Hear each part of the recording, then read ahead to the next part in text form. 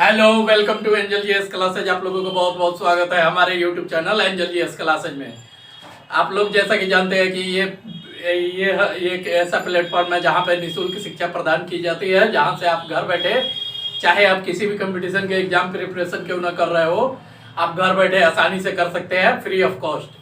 ठीक है, तो आज का क्लास है पॉलिटी का क्लास। ज़्यादा बातें न करते हुए क्लास को स्टार्ट करते हैं। ठीक है, संविधान सभा के विचार में औपचारिक रूप से प्रतिपादन किसके द्वारा किया गया? एम.एन. राय के द्वारा। ठीक है, संविधान सभा के विचार का औपचारिक रूप से प्रतिपादन किसके द्वारा किया गया? एम.एन. राय द्वारा। संविधान सभा के विचार का औपचारिक रूप से प्रतिपादन किसके द्वारा किया गया? एम.एन. राय द्वारा। भारतीय संविधान के किस अनुच्छेद में मौलिक कर्तव्यों की चर्चा की गई है? अनुच्छेद 51A में। भारतीय संविधान के किस अनुच्छेद में मौलिक कर्तव्यों की चर्चा की गई है? अनुच्छेद 51A में। भारतीय संविधान के किस अनुच्छेद में मौलिक कर्तव्यों की चर्चा की गई है? अनुच्छेद 51A में। संविधान सभा को किसने मूर्त रूप से प्रदान किया? जवाहरलाल नेहरू। संविधान सभा को किसने मूर्त रूप से प्रदान किया? जवाहरलाल नेहरू। ठीक है, अब देखते हैं नेक्स्ट। संविधान सभा के किस संशोधन द्वारा संपत्ति के अधिकार को मूल अधिकारों की श्रेणी से निकाल दिया गया? 44वें संविधान संशोधन के द्वारा। संविधान के किस संशोधन द्वारा संपत्ति के अधिकार को मूल अधिकारों की श्रेणी से निकाल दिया गया? 44वें संविधान संशोधन द्वारा। कांग्रेस ने किस वर्ष किसी प्रकार के बाह्य हस्तक्षेप के बिना भारतीय जनता द्वारा संविधान के निर्माण की मांग को लेकर प्रस्ताव पारित किया? 1936 ईस्वी। कांग्रेस ने किस वर्ष किसी प्रकार के बाह्य हस्तक्षेप के बिना भारतीय जनता द्वारा संविधान के निर्माण की मांग को लेकर प्रस्ताव पारित किया था? 1936 ईस्वी में। कांग्रेस ने किस वर्ष किसी प्रकार के बाह्य हस्तक्षेप के बिना भारतीय जनता द्वारा संविधान के निर्माण की मांग को लेकर प्रस्ताव पारित किया था? 1936 ईस्वी द्वारा। ठीक है, स्वतंत्र भारत में राज्यसभा के प्रथम सभापति कौन थे? डॉक्टर सर्वपल्ली राधाकृष्णन। स्वतंत्र भारत के राज्यसभा के प्रथम सभापति कौन थे? डॉक्टर सर्वपल्ली राधाकृष्णन। ठीक है, स्वतंत्र भारत में राज्यसभा के प्रथम सभापति कौन थे? डॉक्टर सर्वपल्ली राधाकृष्णन। 1938 ईस्वी में किस व्यक्ति ने वयस्क मताधिकार के आधार पर संविधान सभा की गठन की मांग की? जवाहरलाल नेहरू। 1938 ईस्वी में किस व्यक्ति ने वयस्क मताधिकार के आधार पर संविधान सभा की गठन की मांग की? पंडित जवाहरलाल नेहरू। स्वतंत्र भारत के प्रथम लोकसभा अध्यक्ष कौन थे? गणेश वासुदेव मावलंकर। गणेश वासुदेव मावलंकर। स्वतंत्र भारत के प्रथम लोकसभा अध्यक्ष कौन थे? गणेश वासुदेव मावलंकर। वर्ष 1942 में किस योजना के तहत यह स्वीकार किया गया कि भारत में एक निर्वाचित संविधान सभा का गठन होगा जो युद्धोपरांत संविधान का निर्माण करेगी? क्रिप्स योजना।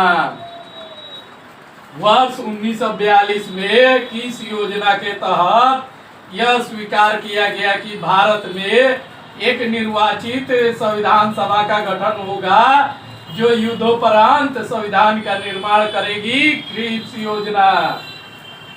जम्मू कश्मीर को संविधान के किस अनुच्छेद के अंतर्गत विशेष दर्जा प्राप्त है? अनुच्छेद 370 के अंतर्गत। जम्मू कश्मीर को संविधान के किस अनुच्छेद के अंतर्गत विशेष दर्जा प्राप्त है? अनुच्छेद 370 के अंतर्गत। संविधान सभा के गठन की मांग सर्वप्रथम 1895 ईस्वी में किसके द्वारा प्रस्तुत की गई थी? बाल गंगाधर तिलक के द्वारा। संविधान सभा के गठन की मांग सर्वप्रथम 1895 ईस्वी में किसके द्वारा प्रस्तुत की गई थी? बाल गंगाधर तिलक के द्वारा। लोकसभा सदस्यों को शपथ ग्रहण कौन कराता है? लोकसभा के सदस्यों को शपथ ग्रहण कौन कराता है? राष्ट्रपति अथवा उसके द्वारा अधिकृत व्यक्ति। या तो राष्ट्रपति कराएगा या राष्ट्रपति द्वारा अधिकृत व्यक्ति कराएगा। ठीक है। लोकसभा सदस्यों को शपथ कौन ग्रहण कराता है? राष्ट्रपति अथवा उसके द्वारा अधिकृत व्यक्ति। भारत की संविधान सभा गठित करने का आधार क्या था? Cabinet mission plan 1946। ठीक है। भारत की संविधान सभा गठित करने का आधार क्या था? Cabinet mission plan 1946। अप्रत्याशित व्ययों की पूर्ति के लिए भारत की आकस्मिक निधि से कौन सा धन निकाल सकता है? राष्ट्रपति। अप्रत्याशित व्ययों की पूर्ति के लिए भारत की आकस्मिक निधि से कौन धन निकाल सकता है? राष्ट्रपति। अब देखिए बहुत इंपॉर्टेंट है। अप्रत्याशित व्ययों की पूर्ति के लिए भारत की आकस्मिक निधि से कौन धन निकाल सकता है? राष्ट्रपति। भारत की संविधान सभा किसके अनुसार गठित की गई? कैबिनेट मिशन योजना के अनुसार। भारत की संविधान सभा किसके अनुसार गठित की गई? कैबिनेट मिशन योजना के अनुसार। किस सामाजिक बुराई को दूर करने के लिए शारदा एक्ट बनाया गया था? बाल विवाह। किस सामाजिक बुराई को दूर करने के लिए शारदा एक्ट बनाया गया था? बाल विवाह।